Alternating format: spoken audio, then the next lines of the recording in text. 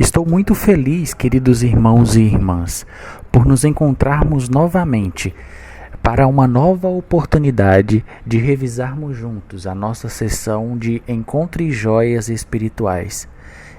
Essa consideração que corresponde à semana de 29 de agosto a 4 de setembro. Para esta ocasião, o capítulo designado de onde tiramos nossas joias é o capítulo 8 de 1 dos Reis. E queremos ir diretamente para o nosso guia de atividades e ver o ponto destacado para essa ocasião. O texto é 1 Reis, capítulo de número 8, e o versículo 27, que diz: Mas será que Deus realmente morará na terra? Os céus, sim, o céu dos céus não te podem conter, quanto menos então esta casa que construí. A base desse texto, a pergunta que temos é: o que é que a declaração de Salomão não significa? Essa declaração não significa que Jeová não tem um lugar específico de residência, e tampouco também não significa que ele seja onipresente, no sentido de literalmente estar em toda parte e em tudo o que observamos. Uma vez que Jeová criou todas as coisas, é lógico concluir que o lugar de morada de Jeová já existia muito antes da criação do próprio universo físico. Portanto, Jeová naturalmente não mora, como foi dito, na terra, nem em qualquer outro lugar no universo físico. Para entendermos melhor, nós podemos ilustrar que, assim como um pintor não mora no quadro em que ele pintou, Jeová não mora nas coisas que ele criou.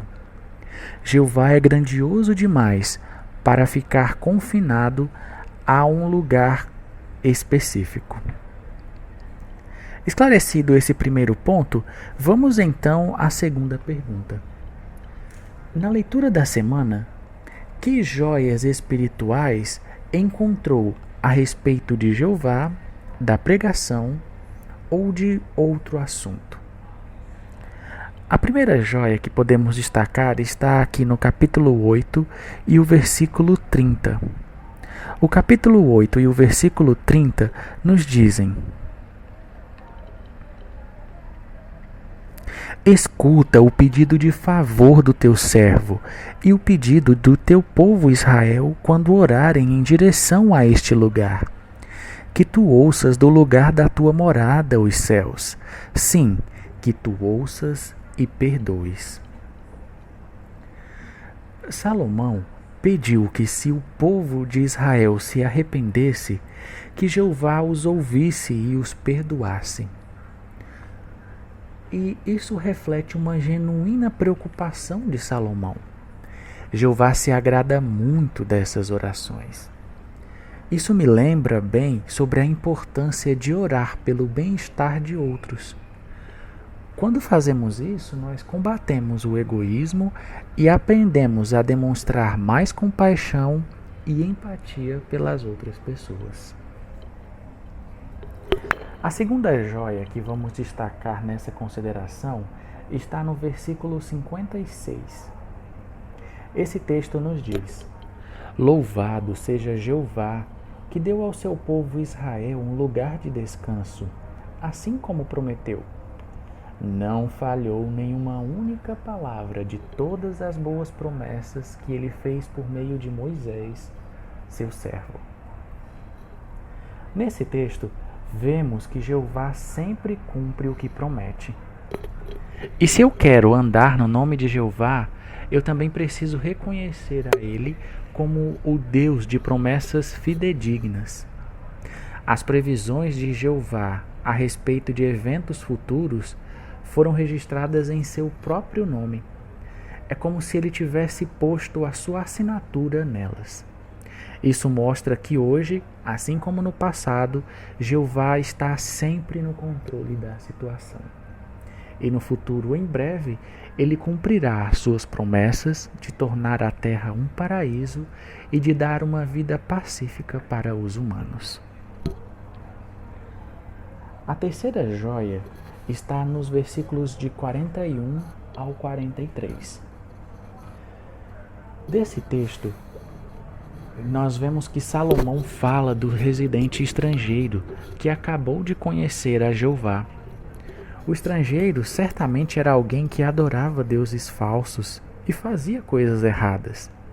Mesmo assim, Salomão não mencionou esses pecados nem as consequências desses pecados.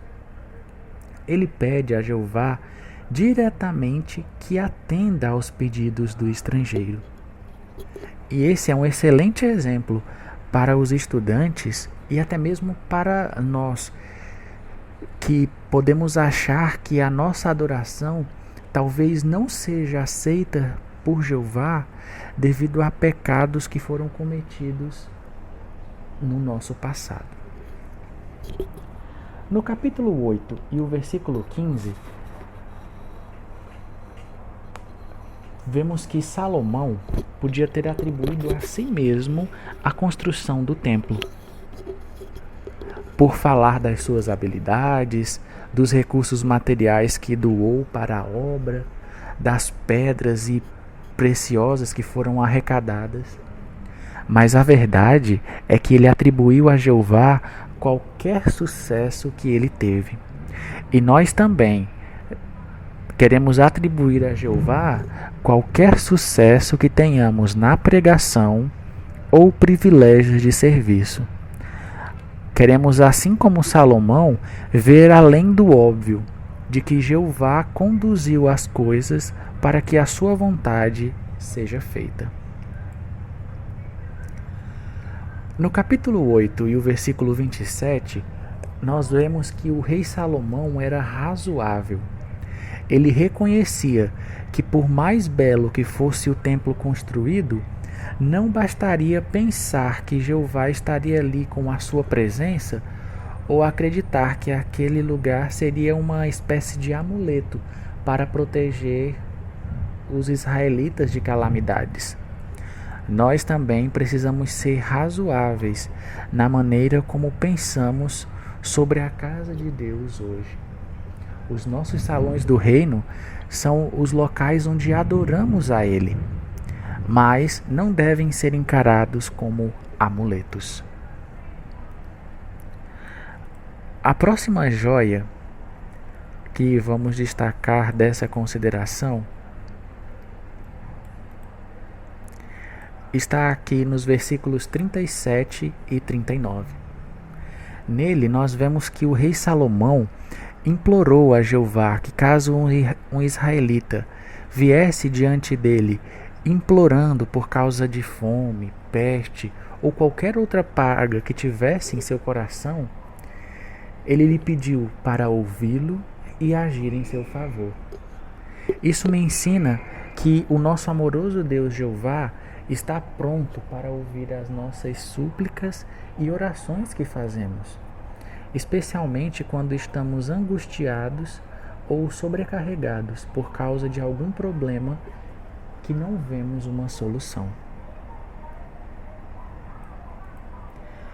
No capítulo 8 e o versículo 39, menciona-se que Jeová escuta as orações porque conhece o coração das pessoas que oram a Ele.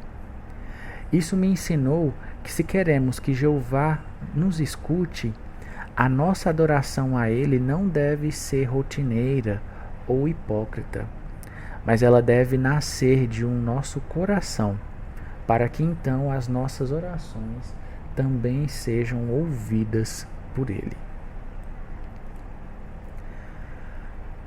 Em 1 Reis, no capítulo 8, dos versículos 22 até o 53, nós vemos aqui que depois de dar glória a Jeová, Salomão se concentrou em situações específicas e em diferentes grupos de pessoas.